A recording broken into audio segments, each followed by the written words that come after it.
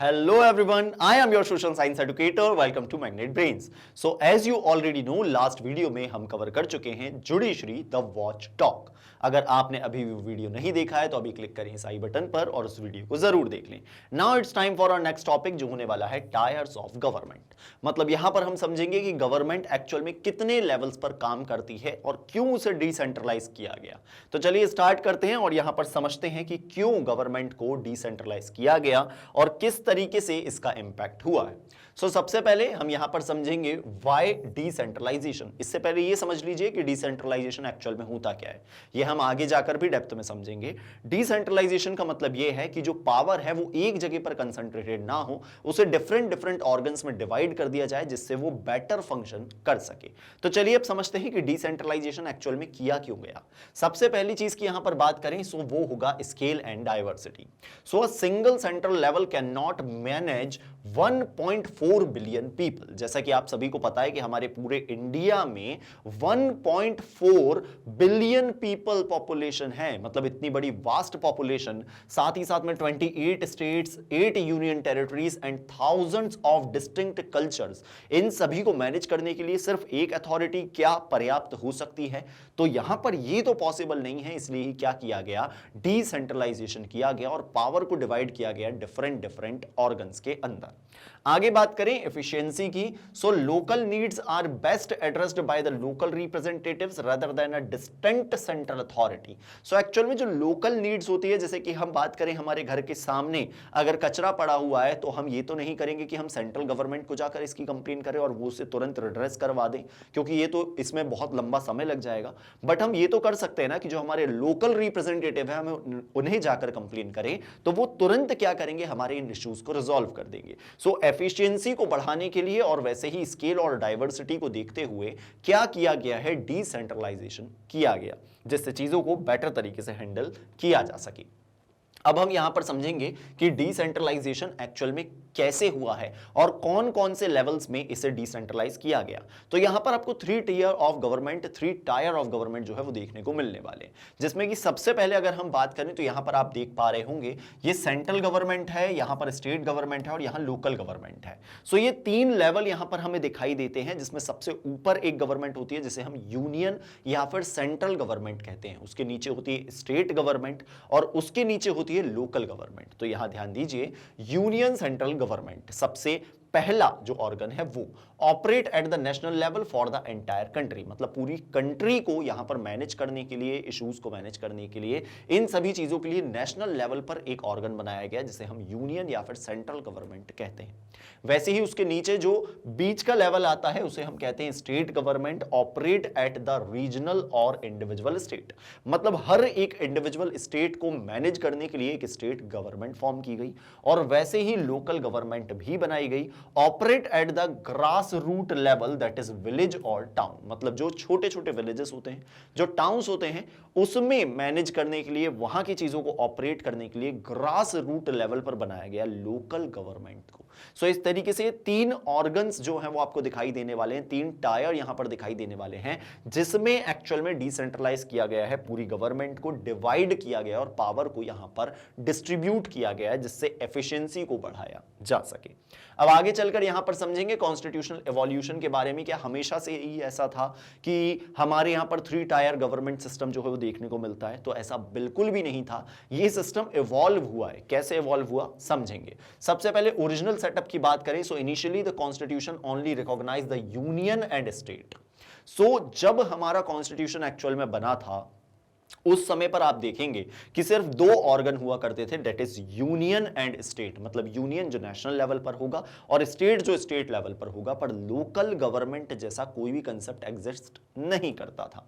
Then उसके बाद में आप देखें early status, local bodies that is panchayats were originally under the state list, meaning states controlled their functionality, मतलब जो पंचायत नाम की जो चीज थी, जो लोकल बॉडी हुआ करती है, वो एक्चुअल में स्टेट लिस्ट का पार्ट हुआ करती थी। ध्यान रखिएगा 3 लिस्ट होती है, एक होती है यूनियन लिस्ट, एक होती है स्टेट लिस्ट और तीसरी लिस्ट होती है कंकरेंट लिस्ट। उसमें से जो स्टेट लिस्ट के सब्जेक्ट है उसमें पंचायत आया करता था, मतलब ये कि जो लोकल बॉडी है उसे मैनेज करने का काम किसका होगा, स्टेट का होने वाला है। ये कोई डिफरेंट और एक सेपरेट बॉडी अभी तक नहीं बनी हुई थी।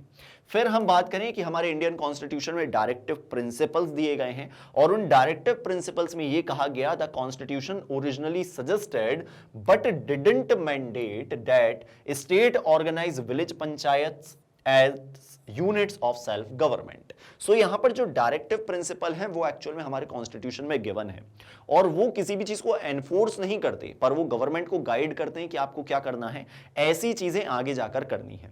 और ये डायरेक्टिव प्रिंसिपल स्टेट को यहां पर गाइड कर रहे होते हैं कि आपको क्या करना है, लोकल गवर्नमेंट के लिए यहां पर एक बॉडी को बनाना है जिसका नाम आप पंचायत रख सकते हैं। बट बिल्कुल ये मैंडेटरी यहां पर नहीं हुआ करता था, इस कारण हमारे कॉन्स्टिट्यूशन बनते से ही इसे नहीं बनाया गया, आगे जाकर कुछ समय बाद इसे यहां पर एग्जिस्टेंस में लाया गया। सो आई होप आप समझ पा रहे होंगे कि किस तरीके से एवोल्यूशन हुआ है।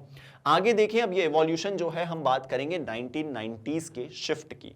मतलब इन द ईयर 1990s यहां पर एक मेजर शिफ्ट आता है, बहुत सारे चेंजेस होते हैं, अमेंडमेंट होते हैं और पंचायती राज सिस्टम और लोकल गवर्नेंस सिस्टम जो है वो यहां पर आपके सामने दिखाई देने वाला। सबसे पहले होगा यहां पर constitutional amendment. So in the early 1990s the constitution was amended to officially mandate the panchayati raj that is village and municipalities in the cities. So overall क्या हुआ 1990s में, अर्ली ईयर्स में आप देखेंगे कि एक्चुअल में यहां पर कॉन्स्टिट्यूशन को अमेंड किया जाता है, मतलब कॉन्स्टिट्यूशन में कुछ चेंजेस किए जाते हैं to officially mandate the panchayati राज, और यहां से एक्चुअल में पंचायती राज सिस्टम जो है वो ओरिजिनेट होता है। तो यहां ध्यान दीजिएगा, ये लोकल गवर्नेंस सिस्टम ओरिजिनेट हो रहा है, विलेज लेवल पर पंचायती राज सिस्टम काम करेगा। और वैसे ही हम बात करें कि अगर हम टाउन्स की बात करते हैं, अर्बन एरिया की, तो वहां पर म्युनिसिपैलिटीज जो है वो बनाई गई।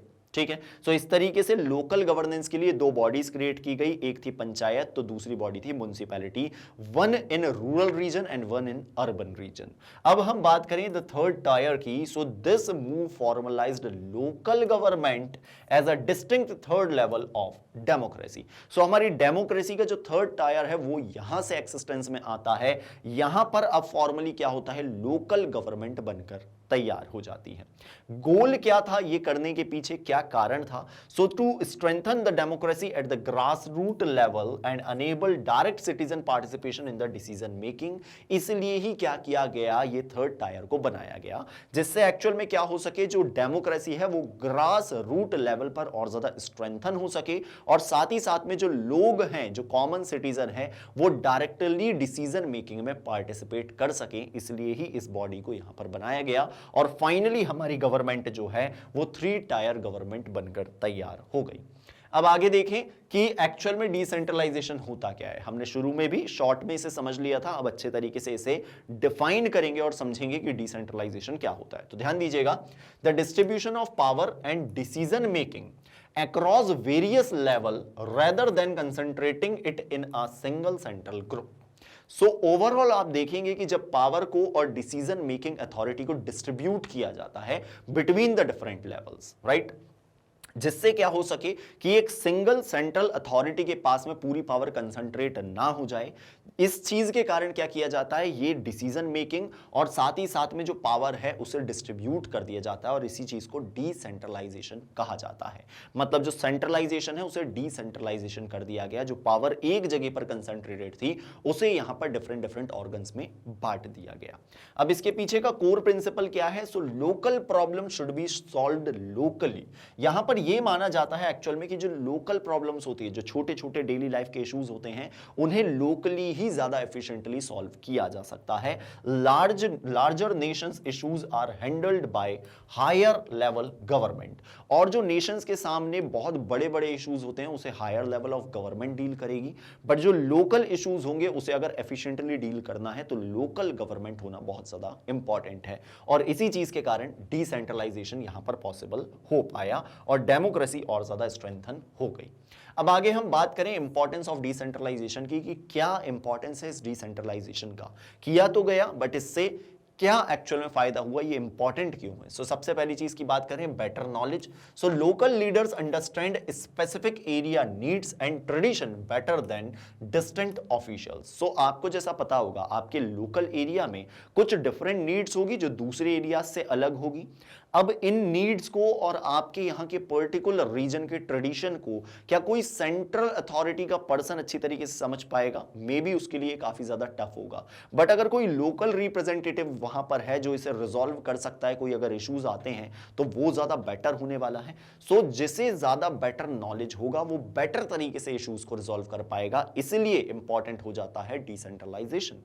वैसे ही हम बात करें एफिशिएंसी की, so decisions regarding local matter like street lamp और village road are handled faster by those closest to the people. So जैसे कि जो डिसीजंस होते हैं लोकल मैटर्स को लेकर, जैसे कि हम बात करें हमारे घर के सामने की स्ट्रीट लाइट जो है वो वर्क नहीं कर रही, या फिर हम बात करें कि जो विलेज की रोड्स हैं वो एक्चुअल में अच्छी नहीं है, तो इसके लिए कि हम सेंट्रल गवर्नमेंट से डायरेक्ट कांटेक्ट करेंगे, इसमें बहुत ज्यादा समय लग सकता है। इसलिए जरूरी है कि जो हमसे क्लोजेस्ट तरीके से जो लोग जुड़े हुए हैं, मतलब कुछ रिप्रेजेंटेटिव जो हमारे बिल्कुल आसपास में, हम उन्हें अपने ग्रीवेंसेस बता सकते हैं और वो बहुत जल्दी क्या करेंगे, इन चीजों को रिजॉल्व करवा देंगे। सो इसलिए ही डिसेंट्रलाइजेशन इंपॉर्टेंट हो जाता है। और वैसे ही बात करें हम अकाउंटेबिलिटी की, so leaders are easier to question and hold responsible when they live and work within the community. So अगर कोई पर्सन हमारी कम्युनिटी में ही रह रहा है और साथ ही साथ में वहीं पर वर्क कर रहा है, तो ये हमारे लिए ज्यादा इजी होगा कि अगर उन्होंने कोई भी एक्शन लिया है या फिर हमें किसी प्रकार का कोई भी इशू या प्रॉब्लम हो रहे हैं, तो हम उनसे क्वेश्चन कर सकें और वो हमें आंसर दे सकें। सो इससे अकाउंटेबिलिटी भी बढ़ जाती है, इसलिए ही डिसेंट्रलाइजेशन इतना ज्यादा इंपॉर्टेंट है। चलिए, साथ ही साथ में और क्या हो सकता है, democratic participation. So it gives citizen a direct say in decision affecting their life. So यहां पर अगर देखिए कभी भी कोई भी एक्शन लिया जाता है या पॉलिसी बनाई जाती है, तो हम डायरेक्टली अपने रिप्रेजेंटेटिव से कंसल्ट कर सकते हैं, हम अपनी प्रॉब्लम्स उन्हें बता सकते हैं, अपनी नीड्स के बारे में बता सकते हैं, और जो डिसीजन मेकिंग है वो बेटर यहां पर हो पाएगी। मतलब एक्चुअल में डेमोक्रेटिक पार्टिसिपेशन जो है वो और ज्यादा स्ट्रेंथन हो जाएगा डिसेंट्रलाइजेशन के कारण। वैसे ही हम बात करें कि गांधीयन विजन क्या था, जो महात्मा गांधी थे, फादर ऑफ नेशन, उनका विजन क्या था, और कहीं ना कहीं ये जो पंचायती राज सिस्टम और लोकल गवर्नमेंट सिस्टम है वो उनके विजन से ही इंस्पायर्ड माना जाता है। तो क्या कहते थे Mahatma Gandhi? Mahatma Gandhi advocated for Gram Swaraj, self sufficient villages, republic that are independent yet interconnected. मतलब महात्मा गांधी यहां पर सजेस्ट करते थे कि अगर हमारे जो भारत है अगर उसका विकास करना है, तो उसका विकास तभी हो पाएगा, उसका डेवलपमेंट तभी हो पाएगा जब हमारे विलेजेस डेवलप होंगे। और अगर विलेजेस को डेवलप करना है तो उन्हें सेल्फ गवर्निंग बनाना पड़ेगा, मतलब वहां पर स्वराज लेकर आना पड़ेगा, जिससे वो अपने इश्यूज को रिजॉल्व कर सकें, अपनी नीड्स को फुलफिल कर सकें और खुद ही सेल्फ सफिशिएंट हो सके। नो डाउट वो इंडिपेंडेंट रहेंगे, बट स्टिल वो इंटरकनेक्टेड रहेंगे, मतलब एक दूसरे के साथ में जुड़े रहेंगे और अपनी प्रॉब्लम्स को इजीली सॉल्व कर पाएंगे, डेवलप हो पाएंगे, और उससे हमारा पूरा नेशन डेवलप हो पाएगा। सो ये विजन था महात्मा गांधी जी का, और इसी कारण कहीं ना कहीं लोकल गवर्नमेंट जो है वो यहां पर आ पाई है। सो आई होप आप समझ गए होंगे कि कितना ज्यादा इंपॉर्टेंट है डिसेंट्रलाइजेशन। चलिए अब आगे बात करते हैं डिवीजन ऑफ रिस्पॉन्सिबिलिटी के बारे में, कि ये जो बॉडीज बनाई गई हैं इन्हें कौन कौन सी रिस्पॉन्सिबिलिटीज अलॉट की गई है, क्या क्या फंक्शंस ये करते हैं। जैसे कि हम सबसे पहले बात करें यूनियन मतलब सेंट्रल गवर्नमेंट की। सो मैनेजेस द नेशनल इंटरेस्ट, मतलब जो नेशनल इंटरेस्ट में होने वाली चीजें हैं उन्हें मैनेज करने का काम किसका है? सबसे अपेक्स अथॉरिटी का, डेट इज सेंट्रल गवर्नमेंट का। जो यहां पर defence related matter, foreign affair और करेंसी से रिलेटेड अगर कोई भी मैटर है तो उन्हें हैंडल करने का काम कौन करेगा? वो करेगी यूनियन गवर्नमेंट। उसी तरीके से स्टेट गवर्नमेंट क्या करती है? So focuses on the regional leads like police, health, agricultural and land.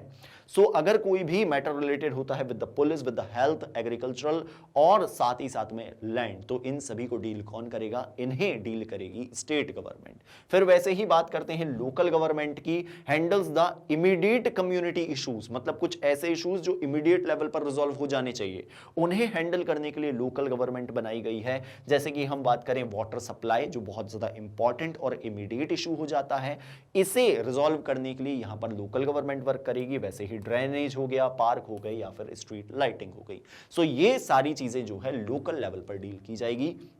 इसलिए ही इन बॉडीज को डिवाइड किया गया और इन्हें डिफरेंट डिफरेंट रिस्पॉन्सिबिलिटीज अलॉट कर दी गई, इनके बीच में डिवाइड कर दी गई, जिससे एफिशिएंटली अपने वर्क को यहां पर परफॉर्म कर पाए। अब आगे हम बात करेंगे केस स्टडी के बारे में। आई होप ये तो आप समझ गए होंगे डिसेंट्रलाइजेशन क्यों इंपॉर्टेंट है और क्या क्या रिस्पॉन्सिबिलिटी है ये डिफरेंट डिफरेंट ऑर्गन्स की। अब यहां पर और अच्छे से समझें इस एजुकेशन सिस्टम को कि एजुकेशन सिस्टम जो है वो एक्चुअल में किस तरीके से वो एक कंकरेंट लिस्ट का पार्ट है और उसमें स्टेट और यूनियन जो है वो मिलकर डिसीजन भी लेते हैं। तो यहां पर ध्यान दीजिएगा इंटरकनेक्टेड रूल्स के बारे में। No single office manage all schools, instead multiple level of the government work together to ensure the right to education.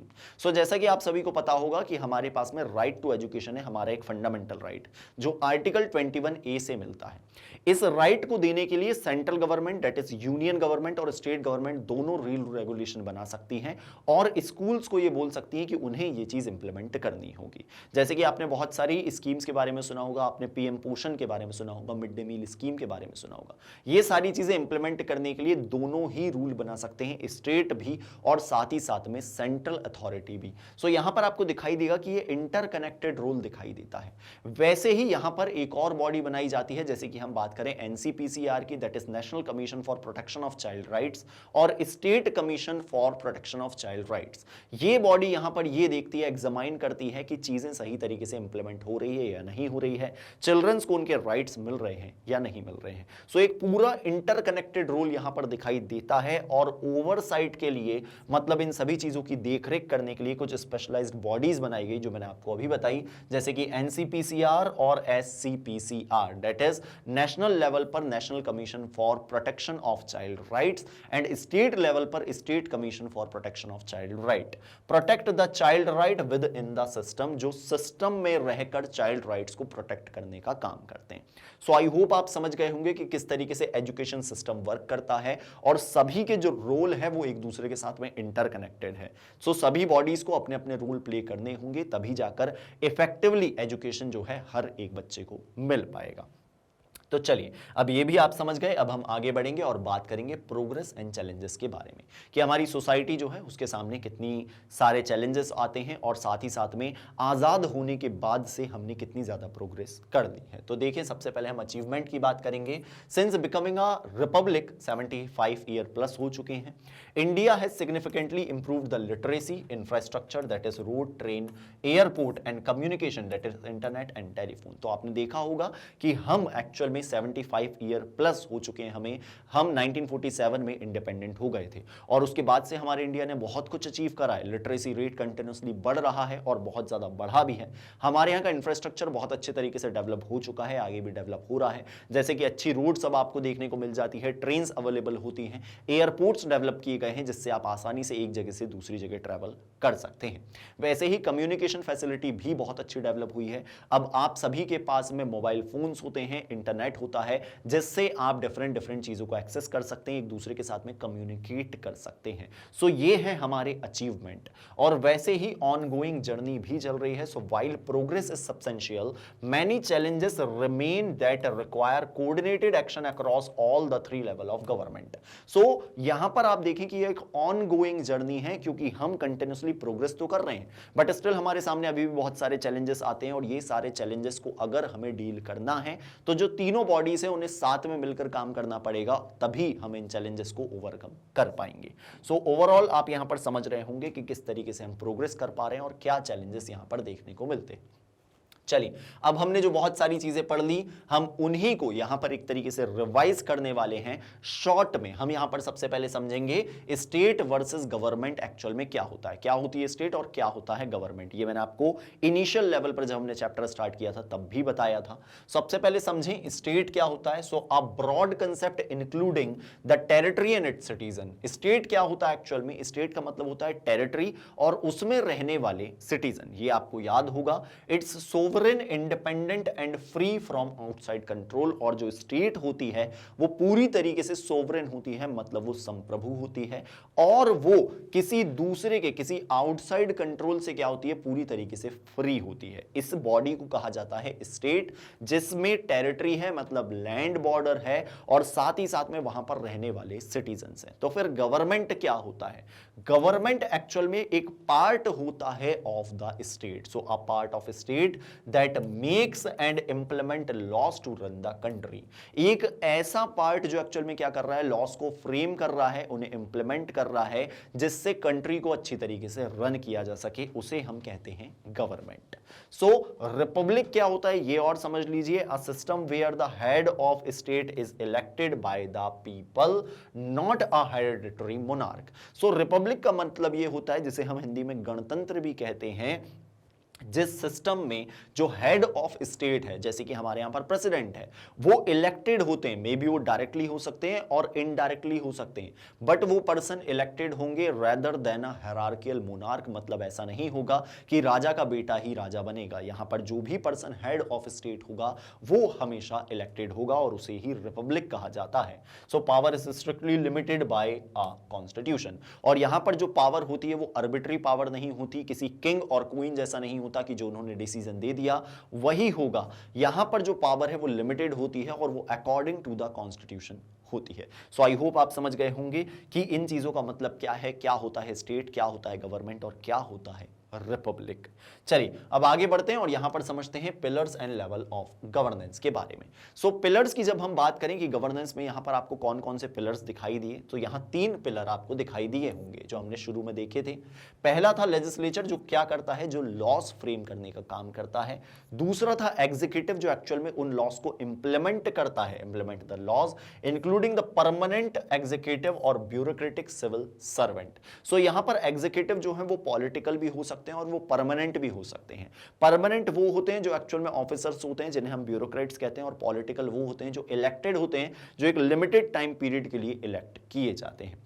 और साथ ही साथ में हमने देखा जुडिशरी के बारे में, interpret the laws and ensure justice. एक ऐसी बॉडी जो लॉज को समझाने का, इंटरप्रेट करने का काम करती है, और साथ ही साथ में इंश्योर करती है कि हर एक इंडियन सिटीजन को क्या हो सके, यहां पर जस्टिस मिले। सो इस तरीके से 3 ऑर्गन जो हैं, 3 पिलर जिन्हें कहा जाता है, वो हम पढ़ चुके हैं, और इनके बारे में हर एक चीज इन डेप्थ जाकर समझ चुके हैं। वैसे ही हम बात करें 3 लेवल्स ऑफ गवर्नमेंट की, तो यहां पर हमें दिखाई दिया कि एक गवर्नमेंट होती है जो सेंट्रल लेवल पर होती है, सबसे अपेक्स होती है, दैट इज यूनियन गवर्नमेंट। यहां पर फिर इंटरमीडिएट लेवल पर हमने देखा स्टेट गवर्नमेंट, और लोकल लेवल पर दैट इज लोकल गवर्नमेंट, जिसमें पंचायत और म्युनिसिपैलिटीज इंक्लूडेड होती है। सो आई होप आप समझ गए होंगे कि किस तरीके से ऑर्गन्स को डिवाइड किया जाता है और कौन कौन से पिलर्स जो हैं वो यहां पर होते हैं। अब हम बात करेंगे कॉन्स्टिट्यूशनल फ्रेमवर्क की। So the constitution provides the check and balance. जो कॉन्स्टिट्यूशन है वो क्या करता है, चेक एंड बैलेंस यहां पर प्रोवाइड करता है to prevent any one organ from becoming too powerful and ensure that 3 level work together without excessive centralisation. So actual में हमारे कॉन्स्टिट्यूशन ने एक ऐसा सिस्टम फ्रेम करके रखा है जिससे कोई भी एक ऑर्गन, वो यूनियन हो, स्टेट हो या फिर लोकल गवर्नमेंट हो, वो अपनी पावर का मिसयूज ना करने लगे, वो अपनी पावर का बहुत ज्यादा यूज ना करे, आर्बिट्ररी तरीके से अपनी पावर को यूज ना करे, वो सभी साथ में मिलकर काम करें, जिससे एक्चुअल में सारी चीजें अच्छे तरीके से स्मूथली चलते रहें और कभी भी एक्सेसिव सेंट्रलाइजेशन ना हो। क्योंकि अगर एक्सेसिव सेंट्रलाइजेशन हुआ तो कोई भी एक ऑर्गन अपनी पावर को बहुत ज्यादा यूज करने लगेगा और वो सिटीजंस के राइट्स को हार्म करेगा। सो इसलिए हमारा कॉन्स्टिट्यूशन जो है उसने एक ऐसा फ्रेमवर्क हमें तैयार करके दिया है। सो आई होप आप ये सारे पॉइंट्स को यहां पर समझ गए होंगे कि किस तरीके से ये सारी चीजें काम करती हैं। अब हम बात करेंगे role of society and media की। ये भी हम ऑलरेडी समझ चुके हैं कि मीडिया एक्चुअल में क्या करता है, किस तरीके से गवर्नमेंट को अकाउंटेबल बनाता है। So act as a watchdog to keep the citizen informed and provides a platform for public debate. So जो मीडिया है वो एक्चुअल में गवर्नमेंट को अकाउंटेबल बनाता है। कैसे? वो सिटीजन को इन्फॉर्म्ड रखता है। अगर गवर्नमेंट ने कोई भी एक्शन लिया है, कोई भी पॉलिसी फ्रेम करी है, तो सिटीजंस को उसके बारे में बताता है, समझाता है, और साथ ही साथ में एक प्लेटफॉर्म प्रोवाइड करता है जिससे पब्लिक क्या कर सके, डिबेट कर सके, अपने अपने व्यूज वहां पर प्रेजेंट कर सके। साथ ही साथ में सिविल सोसाइटी या फिर एनजीओ जो है वो भी यहां काम करते हैं। क्या रोल है इनका एक्चुअल में? So critical for raising the public issue and collaborating with the government to find the solution. So यहां पर पब्लिक इश्यूज को सभी के सामने लेकर आते हैं, गवर्नमेंट गवर्नमेंट तक इस बात को पहुंचाते हैं कि पब्लिक को क्या क्या इश्यूज हैं, क्या उनकी नीड्स हैं, और साथ ही साथ में गवर्नमेंट के साथ में काम करते हुए यहाँ क्या करते हैं, सॉल्यूशंस फाइंड करते हैं जिससे जो भी नीड्स हो, जो भी इश्यूज हो पब्लिक के, उन्हें रिजॉल्व किया जा सके। सो ये गवर्नमेंट के साथ में मिलकर काम भी करते हैं। वैसे ही एक बॉडी होती है जिसे हम ब्यूरोक्रेसी के नाम से जानते हैं। So civil servant ensure the day to day execution of policies devised by elected officials. So elected officials जो हैं, जो लेजिस्लेचर का पार्ट है, उन्होंने हमारे लिए कुछ पॉलिसीज बनाई। अब इन पॉलिसीज को डे टू डे लाइफ में इंप्लीमेंट करने का काम किसे दिया गया, ब्यूरोक्रेट्स को दिया गया, और उसी बॉडी को हम ब्यूरोक्रेसी के नाम से जानते हैं। सो आई होप आप ये भी समझ गए होंगे कि सोसाइटी और मीडिया का क्या रोल होता है। सो इस तरीके से ये जो सारे टॉपिक हैं वो आपको क्लियर हो गए होंगे अच्छी तरीके से। अगर आप ऐसे ही और वीडियोस देखना चाहते हैं तो आप विजिट कर सकते हैं हमारे यूट्यूब चैनल पर, या फिर आप विजिट कर सकते हैं हमारे मोबाइल एप्लीकेशन पर या हमारी वेबसाइट पर, जहां मिल जाएंगे आपको ये सारे कोर्सेज, वो भी हाई क्वालिटी में एंड 100% फ्री। अगर आप चाहते हैं ई नोट्स या ई बुक्स तो आप डिस्क्रिप्शन में दिए हुए लिंक पर क्लिक कर सकते हैं। और अगर आपको ये वीडियो पसंद आया है तो इसे लाइक जरूर करें, इसे शेयर जरूर करें, और चैनल को सब्सक्राइब करना बिल्कुल ना भूलें। Thank you.